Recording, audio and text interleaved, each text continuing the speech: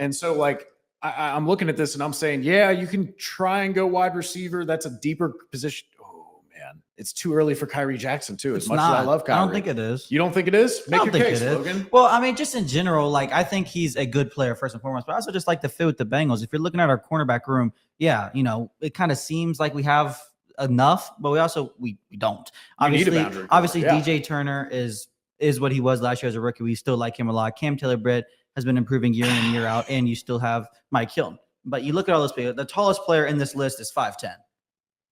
You know, so all these players kind of project as maybe they project better inside. But you know who doesn't? A 6'4" corner by the name of Kyrie Jackson. You know, he gives you that other kind of build at the cornerback position.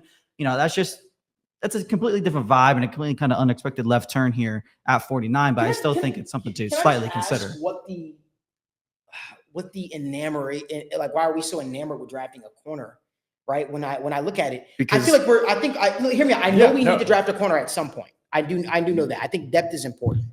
But I think that this is the issue with the league that we're in now. We don't give these guys a chance to fucking develop and become who they're going to become.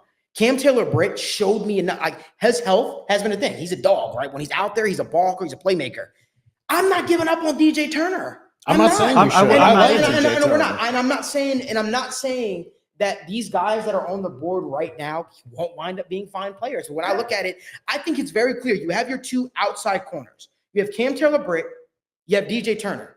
You have Dax Hill transitioning to that slot role, that coverage role that you're going to feel good about, you know, later on as the season goes on. Why? Let's not waste a pick on a cornerback at this spot. You say waste a pick. Yeah. This is a starting level corner with size, speed, Is Cam Taylor-Britt not a good starting corner?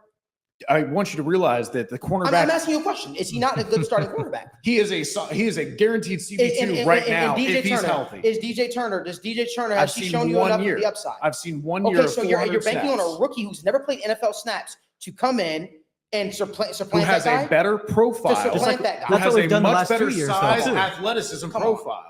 You're not even letting me finish here. You're saying this is a wasted pick. What? He's not going to play? The corner 3 for the Bengals played 500 fucking snaps last year. The year before, played another 500 snaps. This is a guy who plays. They don't just go out there for 70 plays a game and cover vertical routes and say, well, so I don't need any replacement. So who are they taking those snaps from is what I'm asking you. You have Cheeto played 500 fucking snaps last year. Eli Apple played 500 the year before. Guess what, though? Hear me out. The cornerbacks that you're going to be able to get later are depth pieces. There's a guy that I redrafted last week on this show, Dwight McGlothern, who I think is going to be a damn good cornerback in the National Football League. What I'm simply trying to say is the talent right now that is on the board, whether it be a Zack Frasier. Hell, let's talk about the wide receiver position. Let's talk about potentially adding a Roman Wilson, because let's face it, regardless of what anybody in here thinks, the fact of the matter is T. Higgins is leaving here next year. He's leaving here next year. And it's going to be a goddamn void at the wide receiver spot. So you could grab a guy, whether it be a rookie Pershaw, whether it be a Roman Wilson. We're not going to draft everybody's hated receiver, Jermaine Burton, but maybe we can grab a receiver right here.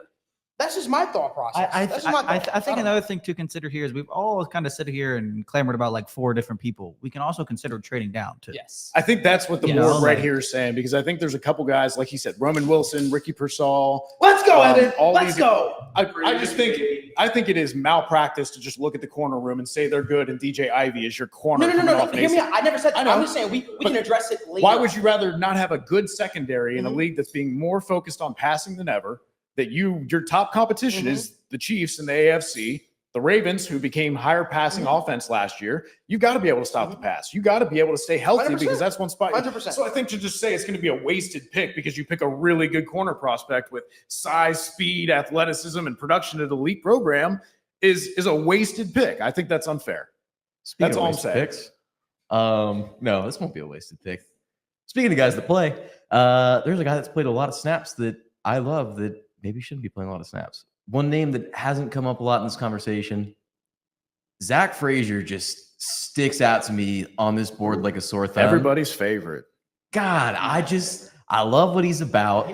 He seems like the kind of body that this offensive line room would love and would sign in free agency and regret. Like, we'd all be on Twitter in 4 years going back and forth. Oh, man, I wish we would have drafted him all those years ago when he was sitting right there.